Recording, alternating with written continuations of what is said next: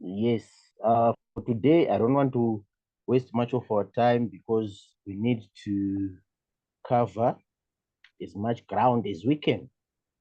Like I said last time, I think I will be not available the next week after the one that is coming. So I think that week from I think 4 to 12, 4 to 13 day, I won't be available. So I want us to cover a bit. I want us to cover a bit. All right. So let's look at today's work as we did last time. Last time we just introduced what we are going to be looking at. So today we are going to be going through the modules that we have. We're going to be going through the modules that we have. So for today, we are doing unit number 1, which is Introduction to Project Management. That's what we are going to look at. All right. So as I have said, the way that I do these things is that I just go through your module and then we do everything that is in the module guide. So whatever we do, know that is there in the module guide. I don't give you guys things that are not there. If I give you things that are not there, it's for your benefit. I would maybe had thought that they will help you somewhere in the future. So yeah, that's what we are going to be doing today. So I want you to feel free to ask any questions where you don't, where you feel like you are lost, or where you feel like you did not get something. But the things that we do definitely, and most of the times they are very simple. So you're going to be shocked at how simple these things are. All right. So like we discussed the last time, we defined what a project was, and I gave you a simple definition which says says that a project is simply an endeavor, right?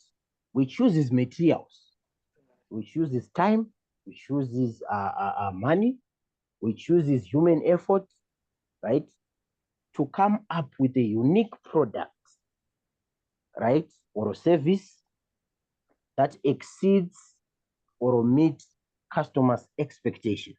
So that's what a project is, in a nutshell. That's what a project is. So here, these are just definitions that you can use when you are asked this type of a question. But in a nutshell, a project is defined as a series of tasks that must be completed to reach a desired outcome. For these ones that are here, they're a bit much simpler than the one that I've given you, but it's one and the same thing. So if you find a question that asks you about what a project is, you can give them this first definition, or if you want to be sophisticated, you can give them the third definition, but they are simply talking about the same thing. So a project is that we've just defined. All right. Then when you talk about projects, like the last time we said that you find them in different sectors or different areas, but these are the types of projects that are there. We have what are called administrative projects, okay? We have what are called new product development projects, like maybe you are coming up with something new on the market, or maybe you're coming up with a new cell phone. That's a new product development. iPhone now, they've made iPhone 15s. Maybe for next year, we don't know. Next year, maybe they might come up with iPhone 16. So that's a new product that they are bringing in to the market. It's called a new product development project. All right. We have research projects. All right. Research projects like investigating chemicals, or like the one that we had that year of COVID-19, where people were researching um, a vaccine for the COVID-19. Some people researched and they came up with what is called Pfizer. Some people researched and they came up with what is called Johnson and John. So those ones were research projects because they were doing a research on a virus that was there to come up with what? With the right vaccine towards that virus. So those ones are research projects. We have construction projects like building roads, dams. So construction projects are the ones that are planned projects that you see whenever you go out, right? Then we have event projects, like planning for a wedding, like planning for a birthday party, or like planning for a graduation ceremony. Those are called events projects. They have to do with events. So we call them event projects, all right? Then we have computer software development projects. We have equipment projects, all right, whereby maybe you develop a new telephone system or you develop maybe a new harrowing system when it comes to agriculture. You want to maybe till your land without any problems or without with ease. You come up with a new system that you do that. So it's equipment. You are developing equipment to do your work. So that one is called an equipment project, type of a project. All right. So these are just the different types of projects that you see. So let's read there. The various types of projects can be categorized according to their specific product or outcome, as well as size, duration, industrial sector, geographical location, complexity, and agency. Meaning that we have projects in different areas in different sectors. So that's what we are talking about there. There are different types of projects because we have got different areas, we've got different sectors, we've got different locations, and they are different. They have different complexity, or their complexity, like the complexity of a project. They are different. The way that uh, developing a new sports car is, and the way that coming up or investigating a chemical is, they are different. Complex. They've got different complexity. The project of developing a new, say, a new a vaccine, and the project of developing a new vehicle. Those projects are different. Their complexity is different again, and their agents again is different. For example, for maybe developing a new vaccine, we were saying that people were dying, so it was very urgent. But for coming up with a sports car, you can take as much time as you want until you maybe meet the criteria or the standards that you want your vehicle to meet. So this is just explaining the different type of projects that you find. All right. Then what is project management? We just defined what project management is. So project management involves planning, leading, organizing, coordinating, and controlling of resources within a given time frame and budget to achieve a clearly defined objective. So this is just a definition of what project management is, all right? Then we are saying that there's a strong link between project management and concepts and theories of management. So here I was just talking about the issues that were written in the module, but there's nothing there. There's nothing there. We just talk about what a project is, the types of projects that we get, and project management. All right, organizational processes and projects. So looking at the example that I gave last time of maybe developing a new vehicle, right? I said coming up with that new vehicle that we used, right? Maybe a vehicle for the Uber market that has got some parameters that need to be met, like maybe fuel efficiency, cost effectiveness, and maybe comfortability. Those three parameters, right? I said coming up with that thing and designing that thing constitutes a project. But when that thing has been made, now making mass production of that thing for the purposes of reselling and for the purpose of making profits, it becomes processes.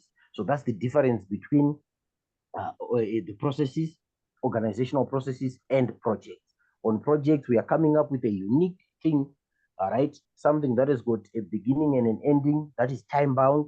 But when you talk about the processes, now it's a repetitive thing. It's something that we are doing on a regular basis for either profit purposes and for maybe keeping our organization into business. So let's read there. One perspective is that projects are things that have never been done before, whereas processes are things that are repeated. Okay. A project involves the creation of something new or the implementation of a change, whereas a process is designed to generate value through the repetitive action of a task, right? I want you to relate to the to that example that I've just said, right? Changes to a project's objectives and plans can be made by the stakeholders who provide the project's mandate and resources with the approval of the project team. All right. Processes are established methods for continuing work, and they can only be modified by careful separation and financial expenditure. Ideally, a project is necessary to change any process that has a substantial influence on an organization. All right. So here, these are just the differences that we find on our projects and organizational process. So just take that one for the new car that I've talked about. When we talk about project, we're saying temporary, if a beginning and an end. All right. When you talk about it as a process now, we are saying that the ongoing same processes which are repeated. That is what the mass production. You are simply doing the same thing over and over again. All right. So projects are unique product or service. Okay. Organizational processes, we are looking at the same product or service every time. All right. On projects, we are saying that they have no predefined work assignments. On organizational processes, we are saying they have a predefined work assignments. All right. So this is the difference that you find between projects and organizational processes. So when you look, maybe say in your workplaces there, when you talk about organizational processes, we are saying that those processes may be like coming up with reports every day or coming up with reports on a weekly basis. It's a process that you're doing. That's that they do those. I'm just giving you example of processes like coming up with reports, like doing whatever. Those are what the processes that you can do. Yes, is it Chiara? What is the question there? Hi, Takunda. I just need clarity. Yeah, it's Shiara. I'm not understanding how a project would not have a predefined work assignments. Can you just elaborate on that, please?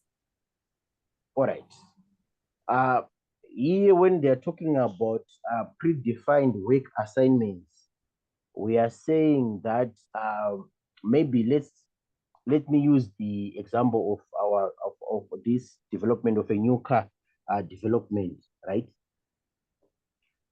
As I have said, if it's a project and we are saying it does not have predefined work assignments, we are, of course, there are processes, right, and systems that we have to follow when we are coming up with that vehicle.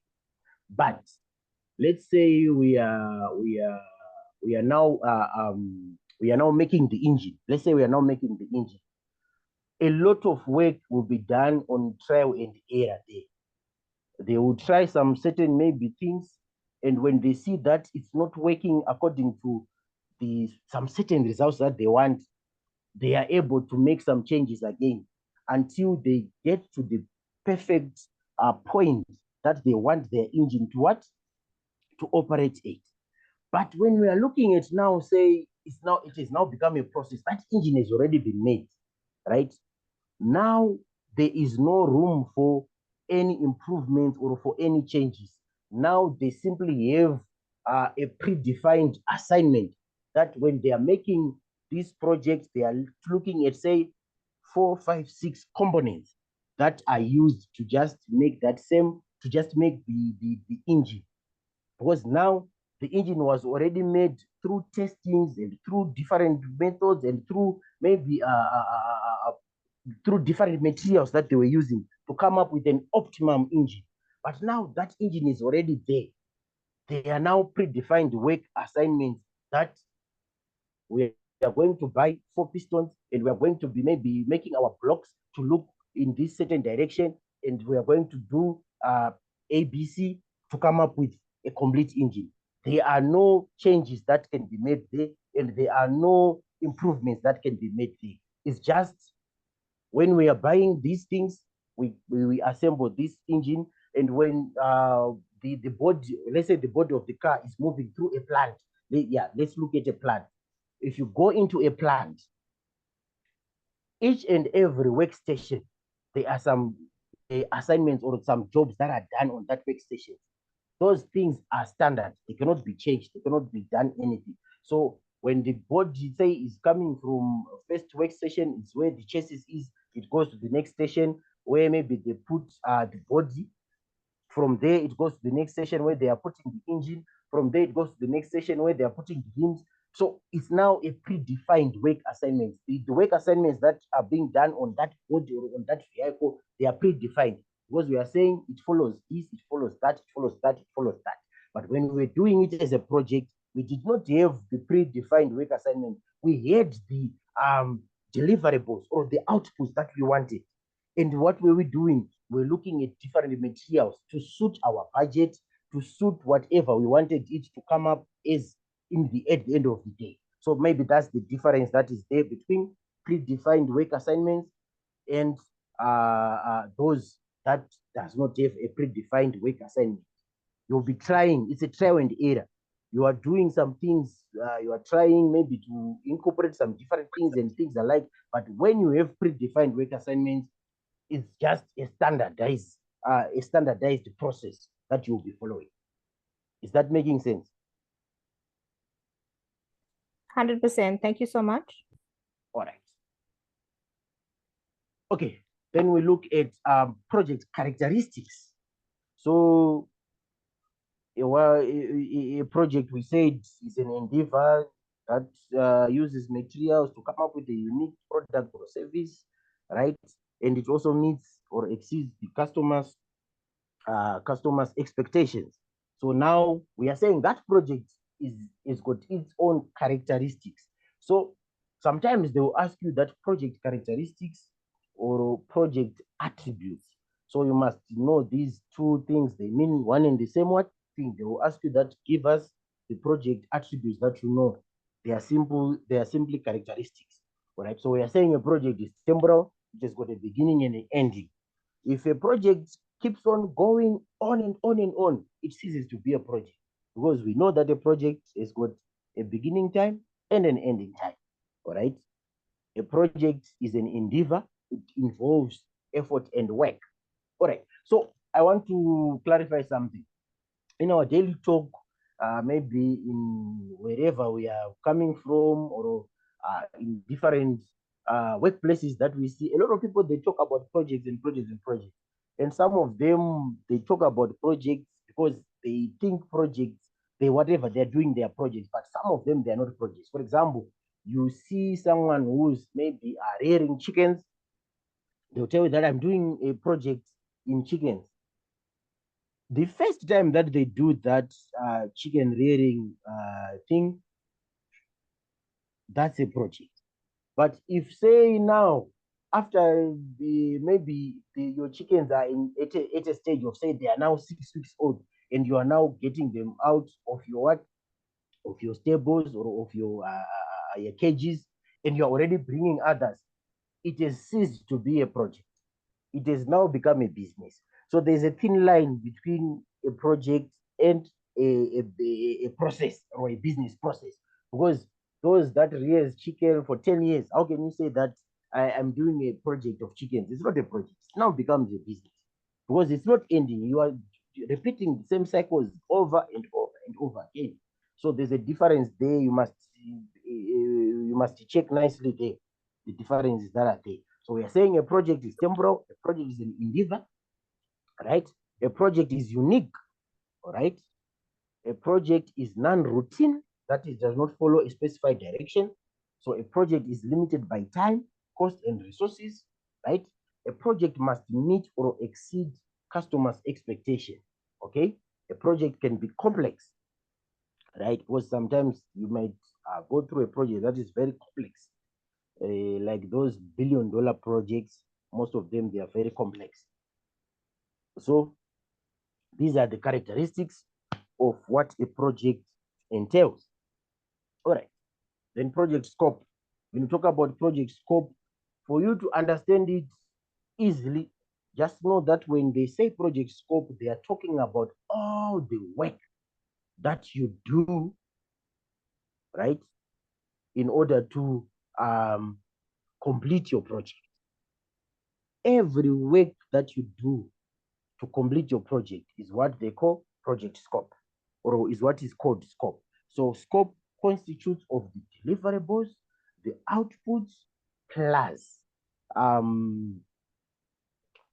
Yes, scope constitutes of the deliverables that you do on your project, the output plus the work that you put on your project is what is called the scope of a project. So you can envision maybe say a circle, right? A circle.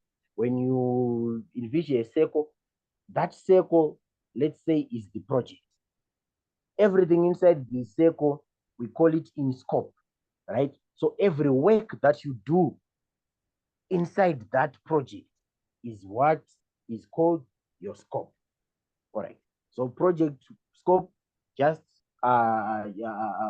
visualize it as project work, because whatever you do on your project is the scope of your project. All right. So what are we saying here? We are saying that it involves the demarcation of project into parts that addresses the 5 Ys and H of the project, right? Project scope is defined as the end result of a project which is identifiable and measurable and can take the form of a product or service which is required by a customer or a client, okay? Scope statement. So a scope statement outlines the deliverables of the project for the benefit of stakeholders, particularly the end user.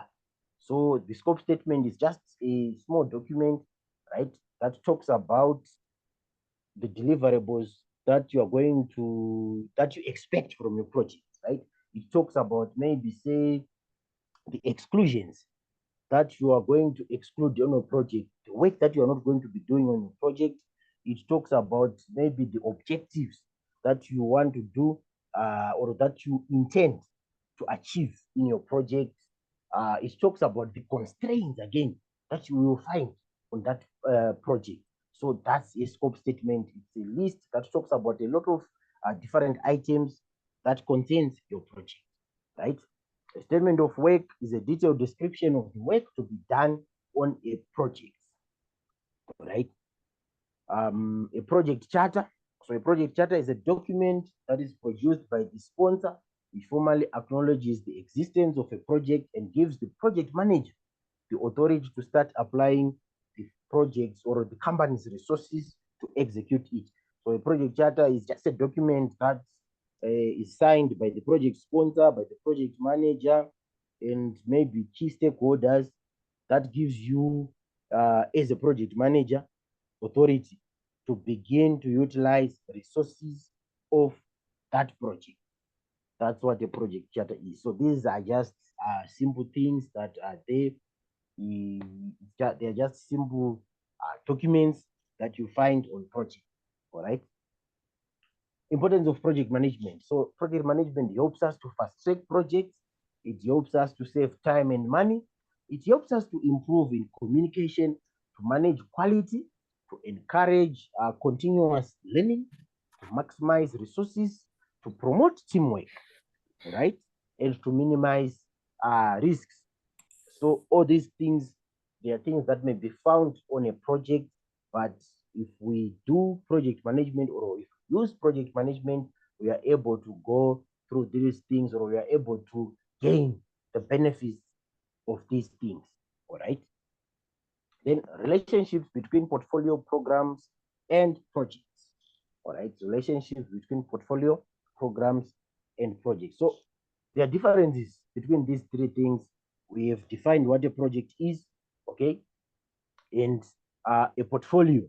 A portfolio is the highest thing among those three things, is the highest one.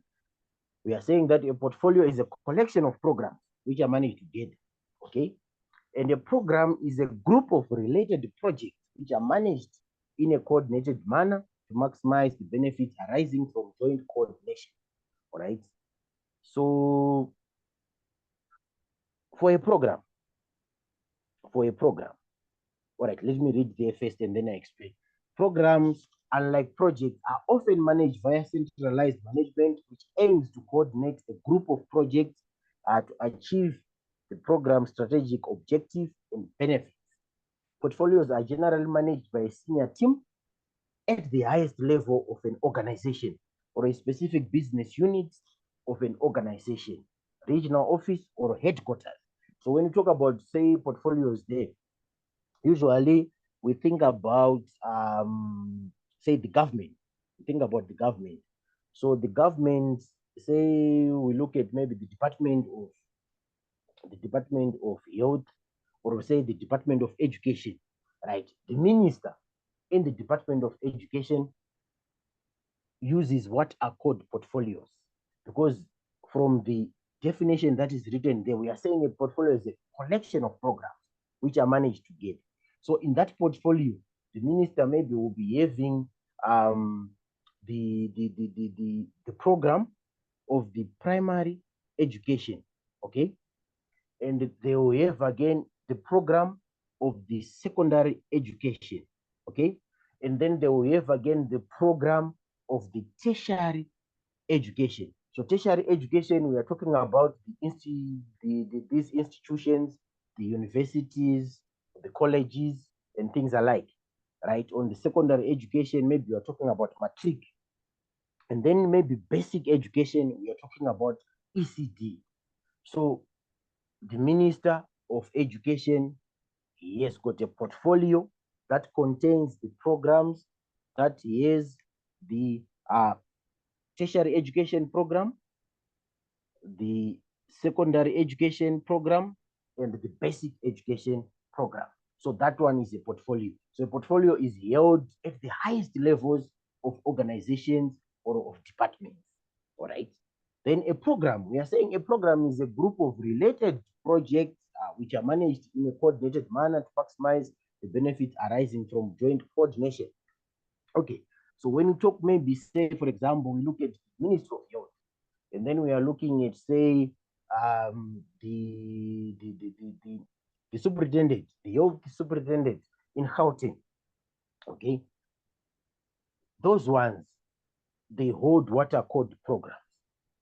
All right, they hold what are called programs because they've got a group of related projects that they look at. For example, I can look at, say, let's say COVID-19. Let's take COVID-19 as an example. Okay, so COVID-19 can become a program that has got a group of related projects. What are these projects? The first project, maybe I would look at, say, campaign, awareness campaign project, whereby we were having awareness campaigns of what COVID-19 is, how to prevent it, what you must do when you feel those symptoms and things alike. That one was a project altogether of campaigning on COVID-19. All right. Then we have maybe another project of vaccination, where now they were putting out booths everywhere for people to get vaccinated. They were maybe putting out their personnel in different halls and different clinics for vaccination. So we can have vaccination as a project on its own. Vaccination drive or vaccination that they did is a project on its own. So we've got what? Awareness campaign, we've got vaccination is another project that they were doing. And also the last one, we can look at, say, research. Because remember, when this COVID-19 was there were people that were doing projects on just researching the vaccines that we need for what? For this COVID-19. And there were people that were doing awareness campaigns. Those were projects of just awareness campaign for people to know what COVID-19 is all about.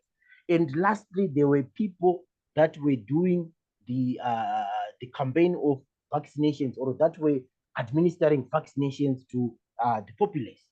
So that one again for vaccination was just a project on its own. So, but if we combine all of these different projects that were running at the same time, we come up with a program that is called COVID-19.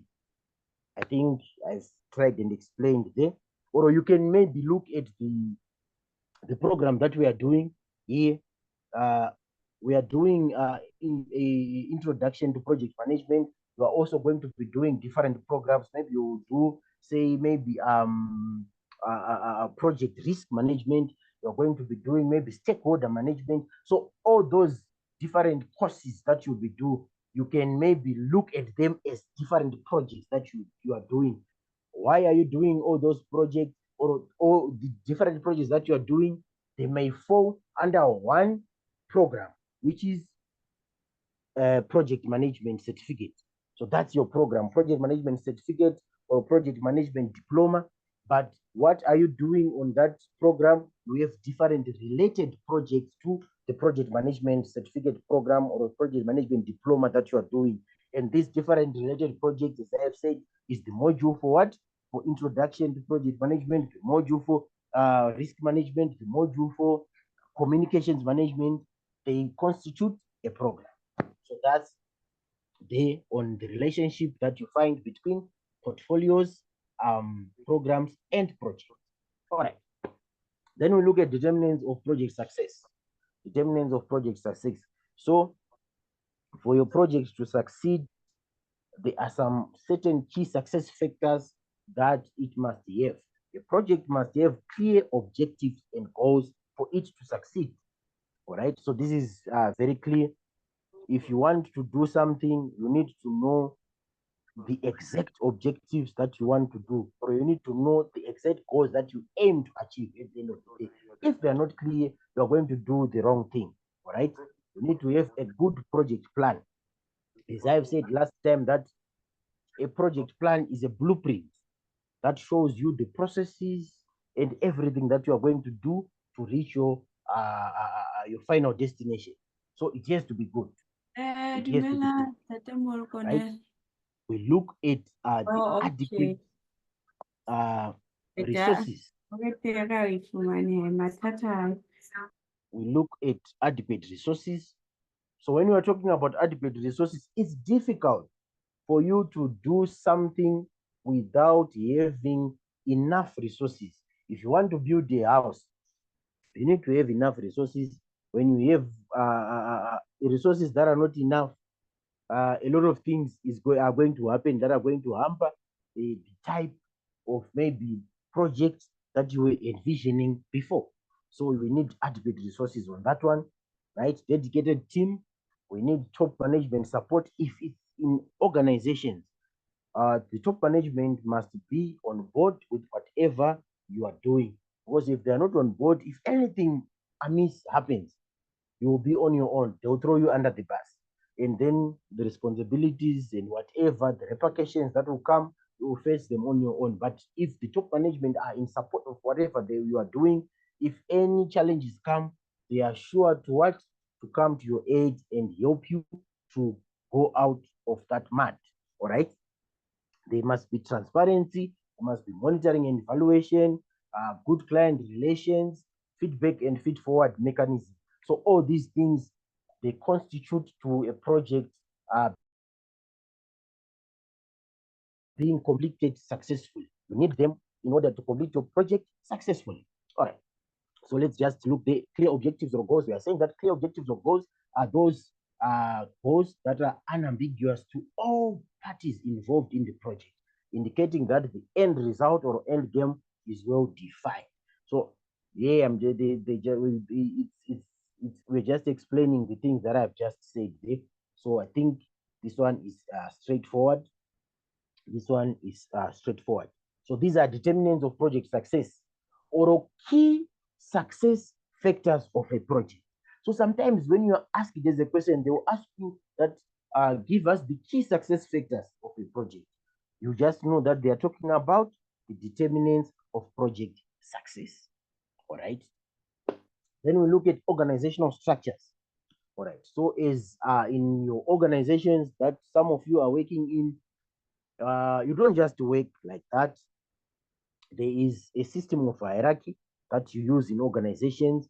Usually, a lot of companies, they use what are called organograms, right? They use what are called organograms that shows maybe who are on the management board, right? Who are maybe on the supervisory board, and who are the staff members that are working on different departments and things alike. All right. So even when you come to projects, there are also structures that they look at. We don't just work like that. We follow also some certain structures for the purposes of management and for the purposes of conducting our projects in a good way. All right. So Under project, we have three different types of structures. There are many, but usually we look at three because these are the three that are asked by the study guide module. We have what is called the functional structure, we have what is called the projectized structure, and we have what is called the matrix structure. All right. On the functional structure, we are saying that for this one, if you have a functional structure in your project, or if you want to use a functional structure in your project, it is a structure whereby project coordination, okay, is done on the functional levels.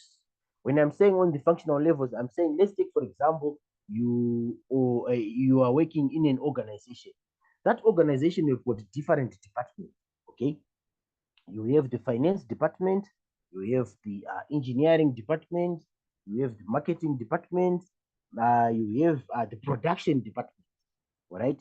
So when you do a project in that kind of a setup, I'm saying that the project coordination is done by the project manager, no, not the project manager, by the functional managers that are leading these respective departments. So we have the production functional manager is the highest manager in that department of production. We have the marketing functional manager is the highest authority in that one. We have the marketing functional manager. So all these managers at the top are the ones that liaise with each other concerning the project issues. Okay, so that's why they call it the functional structure. It's a project that is run at a functional management level. We are saying different functional managers cooperate with each other or liaise with each other to coordinate the project. Of course, sometimes it might say maybe the project is leaning towards, say, the production. So we say maybe the production functional manager might have upper hand over the other managers since it is being led in that department, but the authority that they have over the project is just the same. All right. A functional organizational structure is useful for organizing workers. A functional project organizational structure organizes its hierarchical structure according to typically operating departments. So each department is led by a functional manager who reports to an executive. Okay, these functional managers, not other staff members, organize the project, and in addition to their functional tasks, choose the team members from each department to support the project. Okay, so the logic of the functional structure is to group people and departments performing similar activities into units. Staff members are grouped by specialty, such as production, marketing, engineering, and accounting at the top level. All right. So this is an example of what the functional organizational structure looks at. So here, where is written functional manager, maybe we are saying marketing manager here. Here we are saying production manager. Here we are saying maybe finance manager.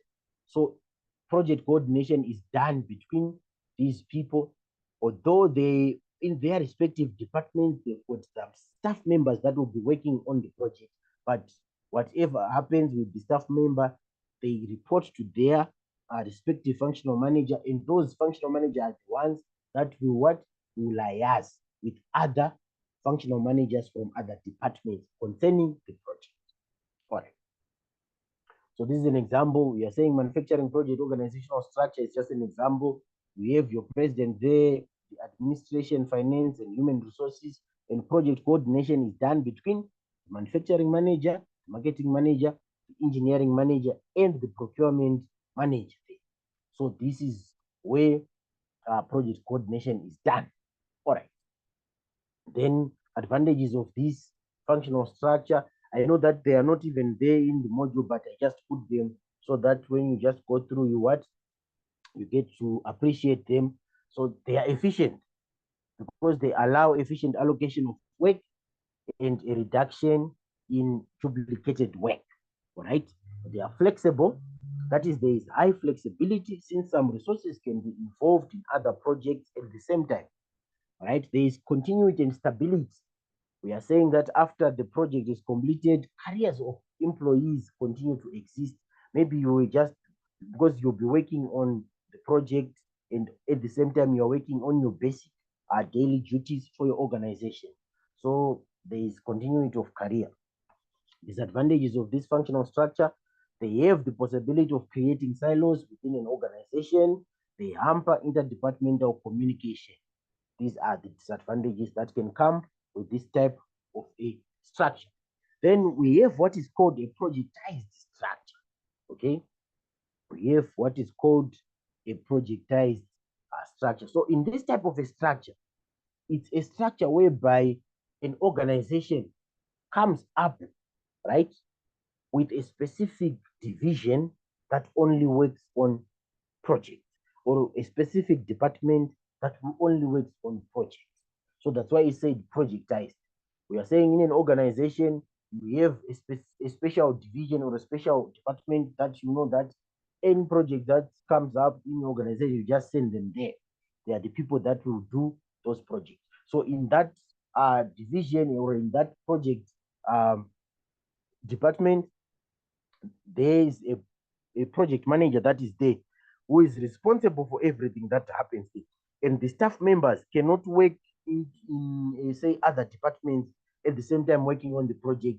There are people that are dedicated to that department alone. They simply work on projects day in, day out, from the 1st of January to the 31st of December. All right. So that's a projectized structure. We simply have a division or a department that is looks at project. All right. So in this structure, the project manager is responsible for everything, is the big boss there, is responsible for whatever happens on the project. That's the projectized structure. Let's read them. From the word itself, projectized, it is an organizational structure that focuses on projects, its processes, as well as the tasks within it. So an organization with a projectized or project-based organizational structure is a dedicated project division. In this structure, project coordination is vertically managed. Okay. The project manager has the sole control over the project and is assigned a dedicated staff that works towards the project goals and objectives. A projectized organization structure is designed or set up in a way that the project manager is on the top of the hierarchy and has the full power in any decision that is involved in the project, like I have just explained there. So this is the projectized structure. This is the projectized structure. We are saying that project coordination is done vertically, right? Project coordination is done vertically, meaning that the project manager here converses with the staff members that are assigned to this division, and they are the ones that perform all the projects that comes into this organization. That's this. That's a projectized structure for you. All right. The advantages of this: there's clear control because all major choices and authority remains under one person who is the project manager. There's clear communication because of the single authority. All right. There's flexibility because it encourages flexibility and rapid response to environmental opportunities. Disadvantages of this projectized structure: we are saying that absolute authority can make project managers arrogant. So absolute power can make people drunk with power. Project managers can be very arrogant because of that, because they know anything that happens will come through them. All right. It's an expensive setup. So this one usually works in organizations that are big and organizations that has got a lot of projects, because in small organizations, it's an expensive setup. Imagine having people that are just waiting to do projects and your organization is small and you don't get projects often. So, but those people, they need salaries. Those people, they need to be paid every month and things alike. So it's an expensive setup. Poor communication can cause resource duplication if there are multiple projects. These are just the advantages and disadvantages of this projectized structure. So an example, you look at construction, where you have the construction project manager, you have project superintendent, you have guys that are working on the floor, guys that will do painting, drywall, and things alike. So it's just an example of the projectized structure or projectized organizational structure. Then we look at the matrix structure. So this one, there's nothing much. It's simply a structure that is a hybrid of the functional organizational structure and the projectized organizational structure. So what it does is it seeks to use the advantages that you get from both the functional and the projectized structure. All right. So a matrix organizational structure is established to illustrate staff reporting patterns to multiple authorities. Right. So for this one, it's all right. I'll explain it as we go. This organizational structure is a combination of functional and projectized structure with project managers sharing authority with other program managers. It seeks to combine the benefits of functional and projectized structures. Depending on the decision-making capabilities of the project manager, a matrix structure is one of three subtypes. There's a weak matrix structure, there's a balanced matrix structure, and there's a strong matrix structure. Employees in a matrix organization generally report to both a project manager as well as a functional manager. So the structure facilitates the horizontal flow of information and skills. What are we saying? We are saying that when we talked about the functional organizational structure, I said that project coordination is done at a functional management level, okay? And I said all the functional managers have got the same authority over the project, right? And I said on projectized organizational structure, the project manager has got sole authority over the project. But when we look about the matrix, I said it's involving what? The functional and it's involving the projectized, which means that authority is going to be on the project manager and other functional manager from different departments. So they will all have the same authority on the project.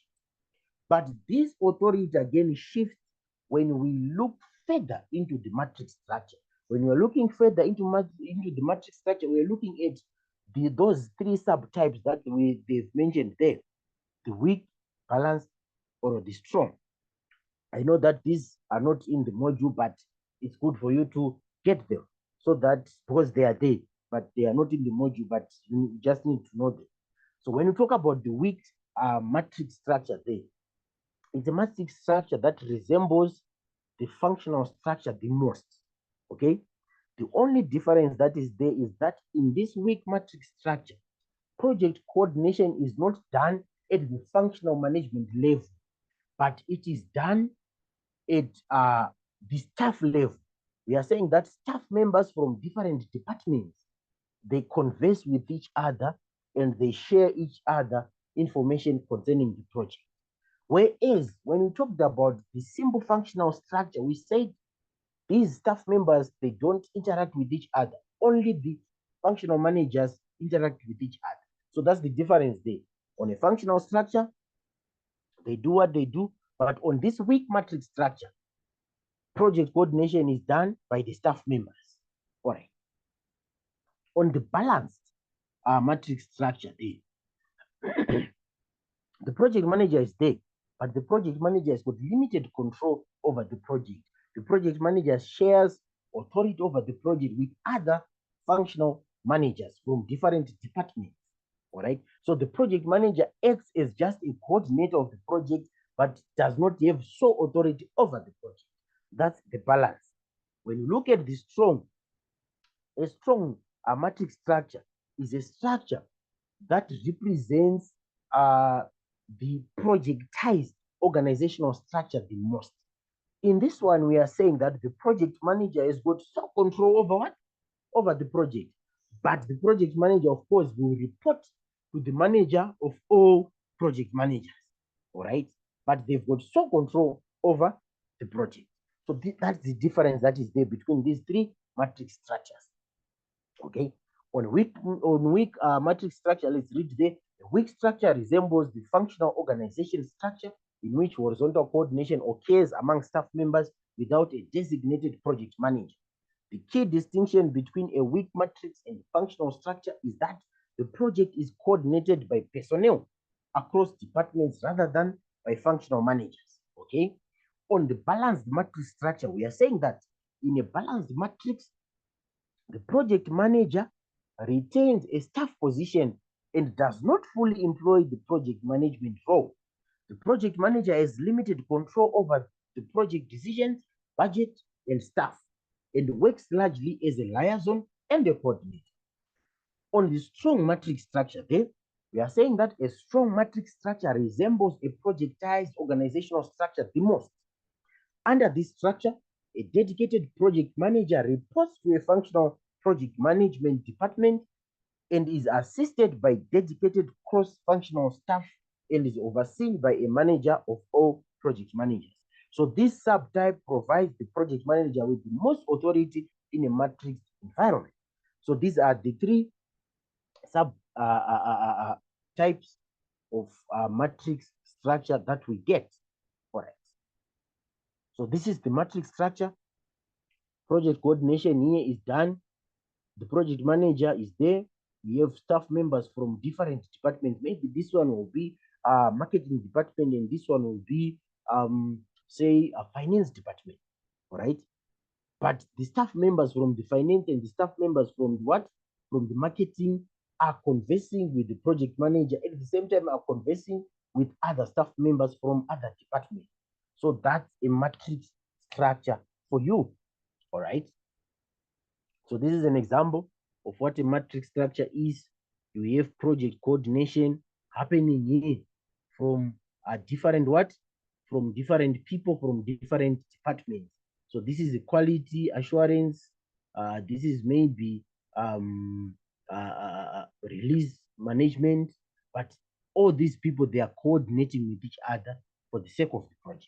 So that's a matrix structure. All right. Advantages of matrix structure, it fosters cross-departmental communication, right? For example, as I have just said, people from different departments, they now liaise with each other concerning the project. So it fosters cross-departmental communication. Okay, it improves employee engagement. The more people from different departments talk, the more they get engaged. It allows leaders to set clear project goals.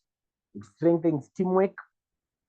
And disadvantages of matrix structure is time consuming. Project team members may have divided loyalties because they have to report to two or more managers. All right.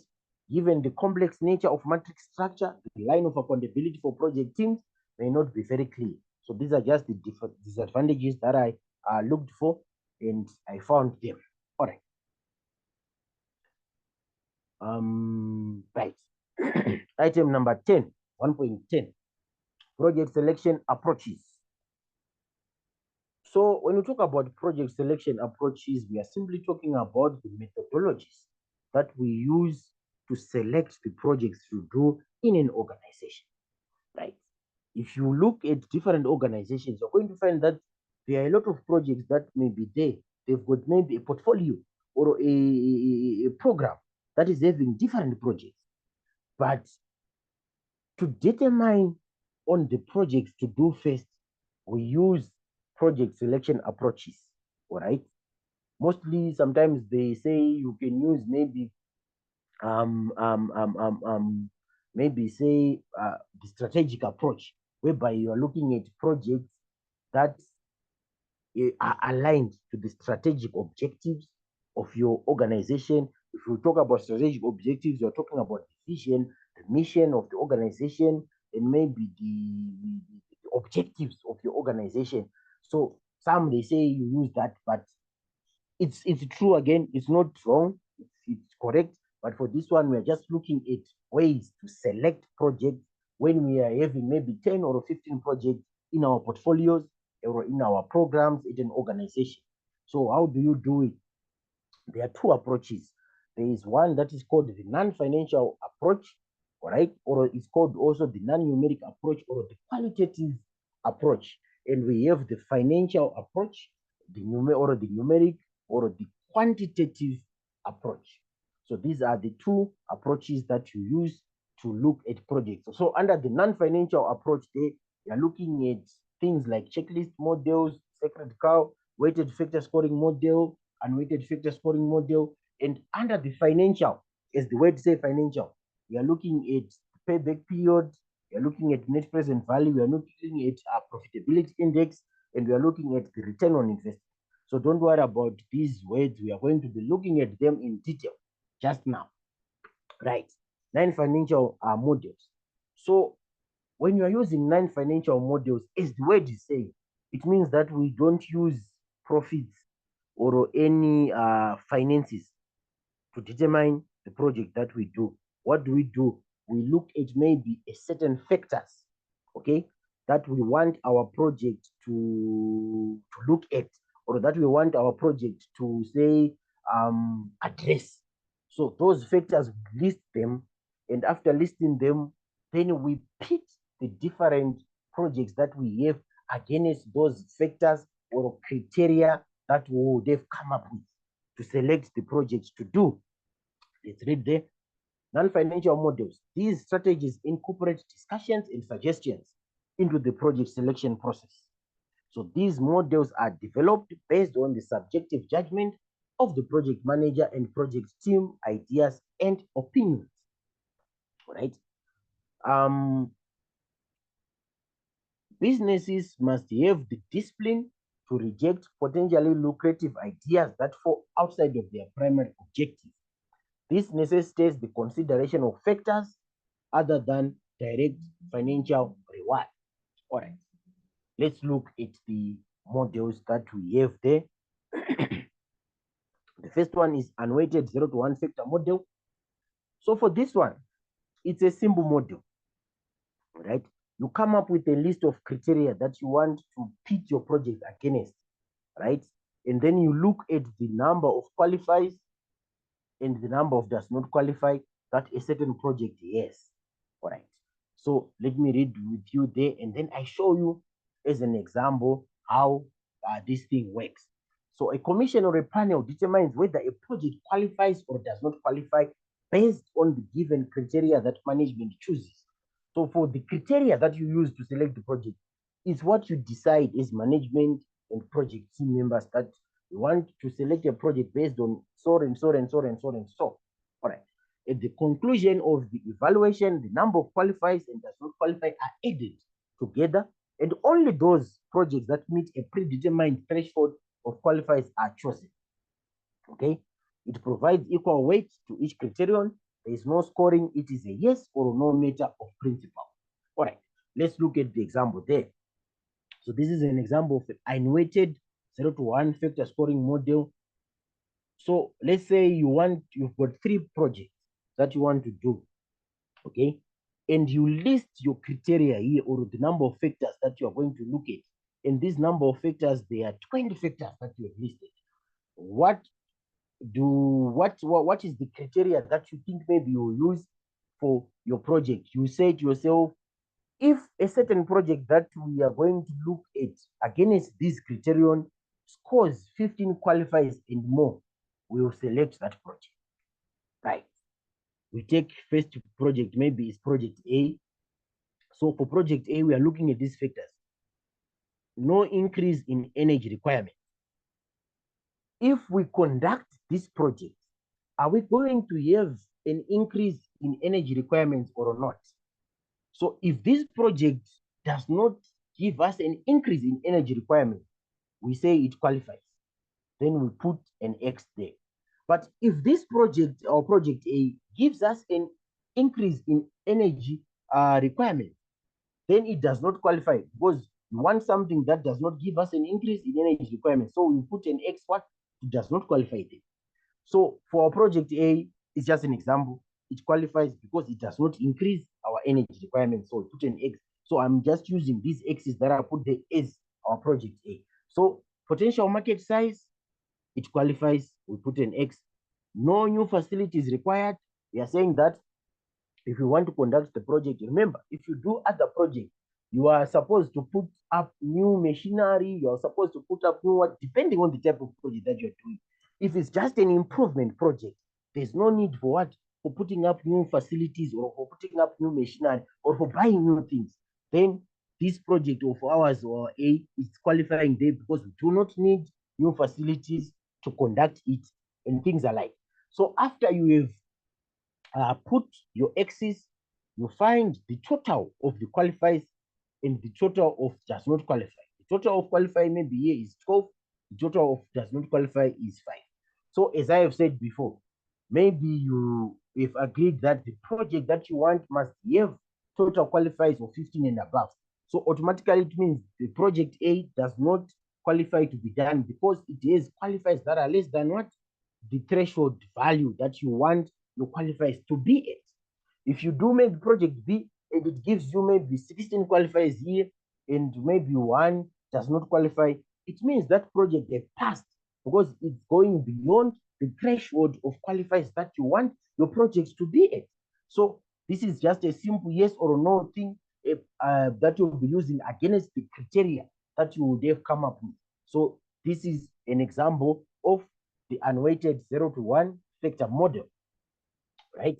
Then we have what is called the unweighted factor scoring model, whereby you have a scale, right? That may be, it might be called a 3-point scale or a 5-point scale or a 10-point scale, whereby you are saying maybe 3, when you are using a scale of 3-point scale, you are saying the 3, very good, right? And the 2 is good, and the 1 is maybe, say, poor, okay? Maybe poor. And then when you are looking at some certain criteria on your project, you'll be giving the points according to the project that you want to do. So in some areas, maybe the project is very good, you put a mark of 3. Where it is poor, you put a mark of 1. And then you get the total value of those scores. You do it again for another project. The one with the highest marks is the one that you select from the different projects that you would have looked at. That's what an unweighted factor scoring model looks at. Let's read there.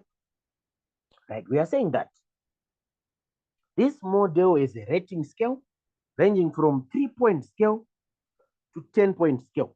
In the end, the scores are added up and projects with scores above the threshold are chosen.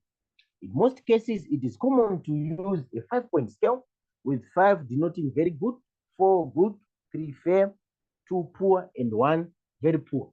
So I believe you've come across these kind of issues whereby you use a scale or a point scale to determine whether to do something or not. You can use that again in a project. All right. Then we look at what is called the multi-weighted scoring model. So this one we are saying it's typically a weighted scoring model that employs many weighted selection factors to analyze project proposal submissions. All right, let me go to an example. I think it's very easier there. So on a multi-weighted scoring model, you also have the criteria, right, that you are using to select your project. And those criterion, you give them now weights. That's why it's called multi-weighted, because you are giving weights to those criteria. For example, in this example that we are looking at here, strategic fit here was given a weight of 3. New product sales was given a weight of 3, meaning that for the project that we want to do, the most important things are given the highest weight. So we want our project to be strategically fit to maybe our organizational strategy. Okay. We want also our project to give us a lot of sales. Okay. Hence, we give the weight of new product sales a highest value and the strategic fit a highest value. On core competencies, it's given 2. On agents, it's given 2. On defect reduction is given 2. Customer loyalty is given 1. Return on investment is given 1. So here you simply give the criterion that you want to use, the weights, right? Denoting the values of what you are looking at from the projects that you want to select from. That's what a multi-weighted scoring model is. All right. So what do you do? When you are now selecting the project, you also use a range or a scale of, say, values from 1 to 9 or 1 to 5 or 1 to 10, whereby you look at, say, project 1 here. When you look at the project 1 that you have in your portfolios or in your programs, the core competence on that project is poor. So you give it what? you give it a 1. But the strategic fit on that project is very, very good. So you are giving it a 9. The agent of that project is so, is low, you give it maybe 3. The new product sales on that project is medium, you give it a 5. So now you are giving the range of values depending on the depending on the criteria. When you pit that project against the criteria that you have, okay, you do the same for project 2. You give the range of values against the criteria that are there. For project 3, up to all the projects that you want to look at, right? What do you do after you've given the value? It's called multi-weighted because now you have to multiply the weights on the criteria, right, with the values that you would have given there.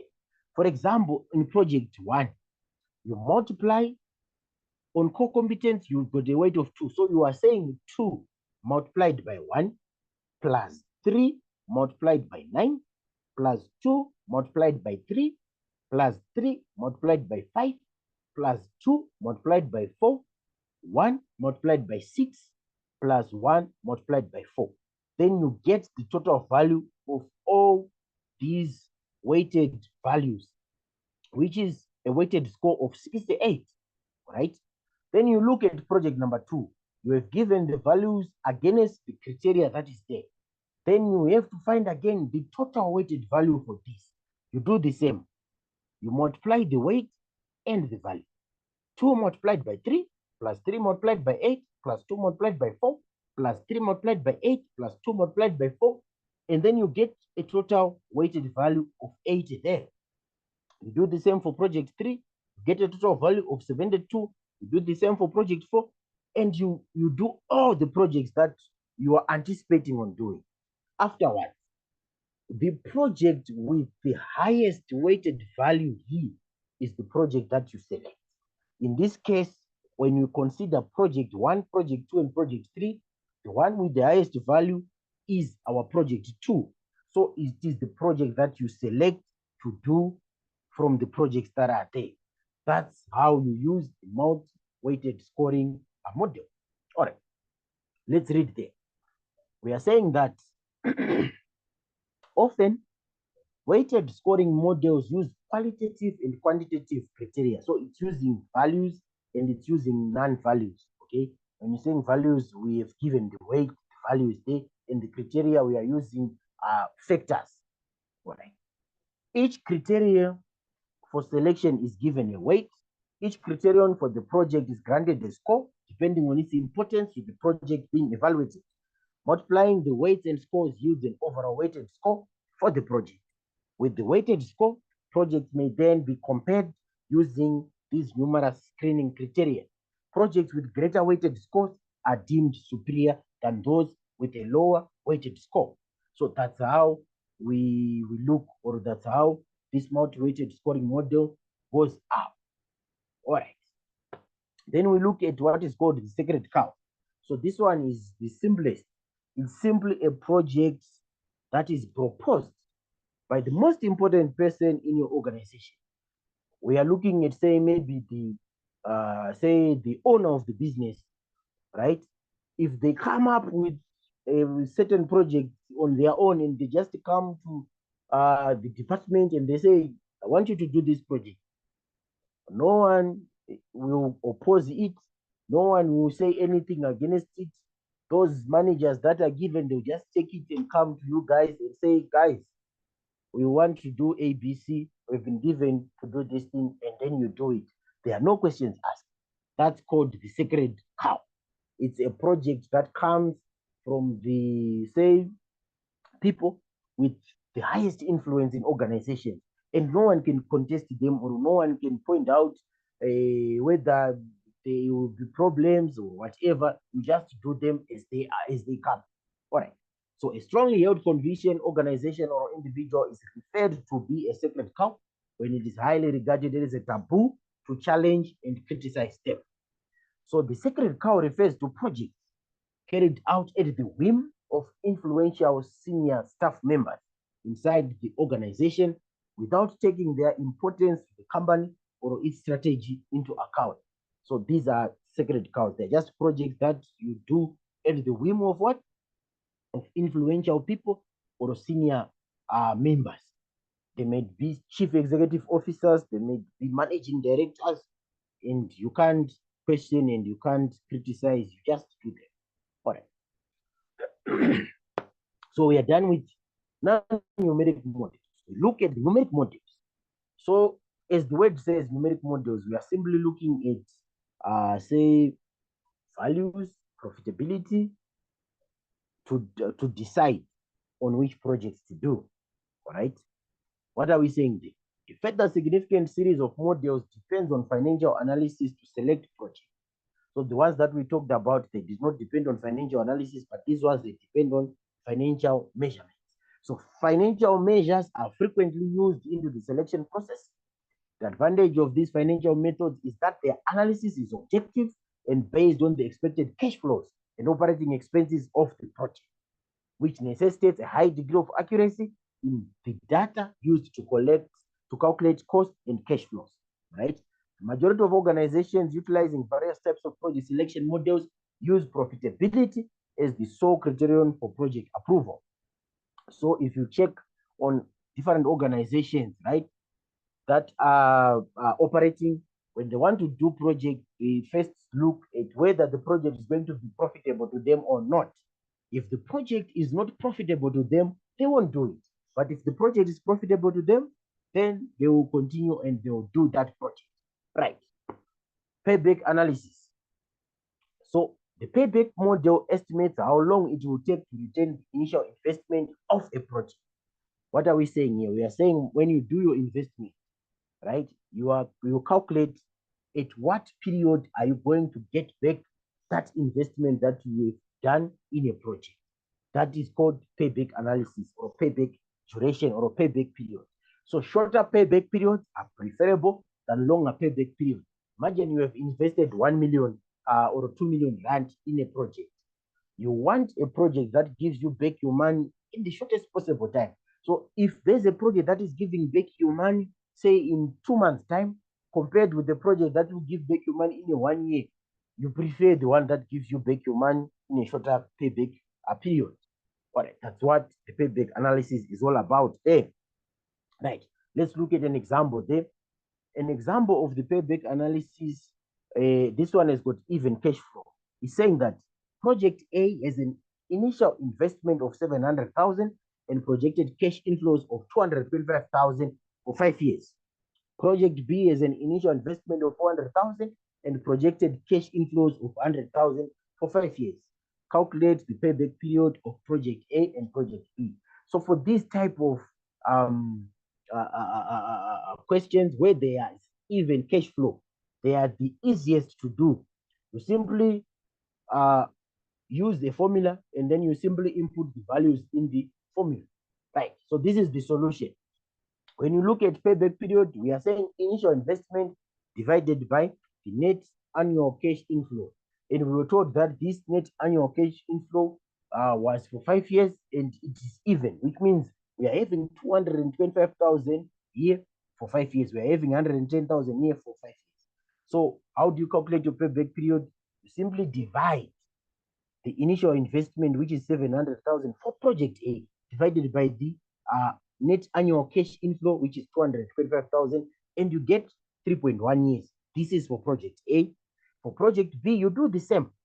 You divide the 400,000 initial investment with the 110,000 net annual cash inflow, and then you get 3.6, which becomes the payback period for project B. What was our question saying? Our question was saying that calculate the payback period for project A and B. So here we have calculated for project A, we are saying 3.1 years. For project B, we are saying 3.6 years. All right. So the payback for project A is 3.1 years and the payback for project B is 3.6 years. Using the payback period methodology, both projects are acceptable since both retain the initial investment in less than 5 years. All right. So this is how you calculate payback period when you have even cash flows. All right. Then we look at an example that is having uneven cash flows. An example that is having uneven cash flows. All right. On this one, we are saying that an investment of 200,000 is expected to generate the following cash inflows in 6 years. Okay. First year, 70,000, second year, 60,000, third year, 55,000, fourth year, 40,000, fifth year, 30,000, and the sixth year, 25,000. So these cash flows are not even, they are uneven. All right. Required. Compute payback period of the investment. Should the investment be made if management wants to recover the initial investment in 3 years or less? Okay. So we want to determine whether to invest in this project, because management wants to recover their investment in 3 years or less. All right. What do? We use the formula that is written here. This formula is saying it's a formula for the uneven cash flow. Remember, the formula for even cash flow, we said that it's initial investment over net annual cash inflows. But the formula for uneven cash flow now, we are saying payback period is equals to A plus B over C. Okay, where our A is the last period with the negative cumulative cash flow, and our B is the absolute value of cumulative cash flow at the end of a period A, and our C is the total cash flow during the period after A. Right. I'm going to show you how it happens there. Right. So this is how you answer this type of a question. What you do is you create a table where you have your column of your years, you have the column of cash flows, then you have the column of cumulative cash flow, right? This one, we are told that year 1 is 70,000, year 2 is 60,000. So in our table, you don't start from writing year 1, you start from year 0. Year 0, we are just including it to put the initial investment that we had.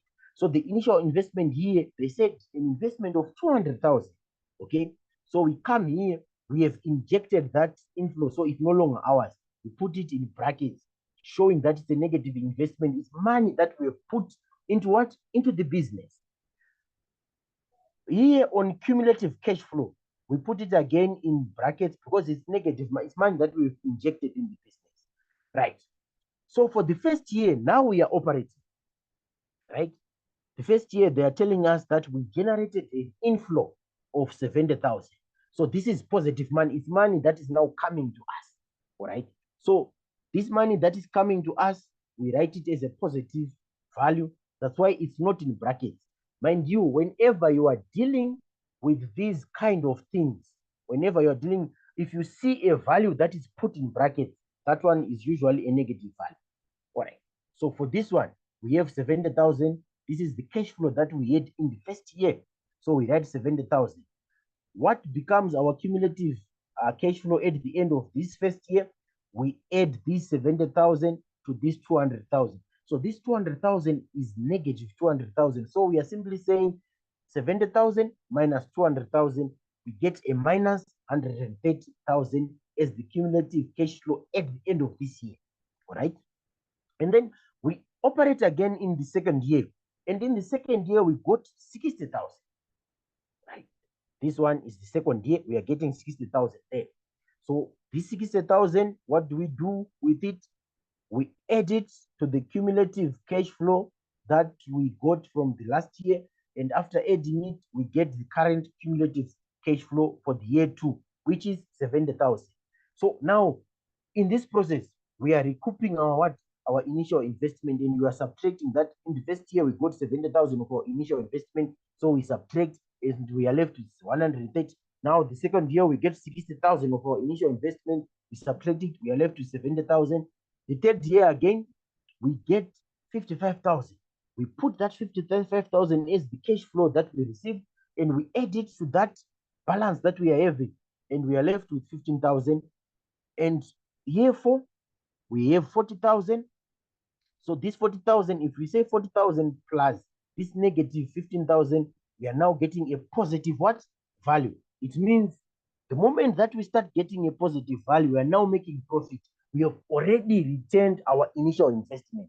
So here on this fourth year, we already made profit because we already returned our initial investment. So now we want to see at what period did we receive our initial investment. That's where we use this table. So if you add here, you're getting this 25,000, and if you get the 30,000 for year 5, for year 5 here, the 30,000, you add it to this one, you get 55,000 as the cumulative cash flow. For year 6, 25,000, you add it there to 55,000, you get 80,000 as your cumulative cash flow, right? For our formula, we said A plus B over C, and we said our A is the last period with the negative cumulative cash flow. So if you come to the table now, what you must do is you simply have to finish the table first, and then you look at these things like this. We are saying our A, the last period with the negative cumulative cash flow. So where are we having a last negative cumulative cash flow? We are having it at this what? At this row. So what is the period at this row? Is on year 3. So our A becomes year 3 because that is where we have the last period with a negative what? Cumulative cash flow. So on A, in our formula, we write 3 here. On B, right? B is saying it is the absolute value of cumulative cash flow at the end of period A. All right. So we have determined that our period A is here. And what is the last value with just the negative cumulative cash flow? It's 15,000. It's the last one that is negative here. So we take it and it becomes our B there. We write our 15,000. All right. And then our C is saying that is the total cash flow during the period after A, after which after this period where we had a negative cumulative cash flow, right? So a period A was where? Was here on year 3. That was our period A. So it means the cumulative cash flow or the cash flow after the period A is what? Is the next year, which is year 4. We have this 40,000. So what do? The 40,000 becomes our C. So if you input these values into this formula, you get your 3 plus 15,000 over 40,000, and 15 divided by 40,000 is 0.375. Then your answer becomes 3.375 years. But our question here was saying that should the investment be made if management wants to recover the initial investment in 3 years or less? Now we can see that the years are over the 3 years because it's 3.375 years. That's when we recoup our initial investment. So this investment must not be made because we are not able to recover our initial investment in 3 years or less time. Though that's how you calculate using the uneven cash flow, right?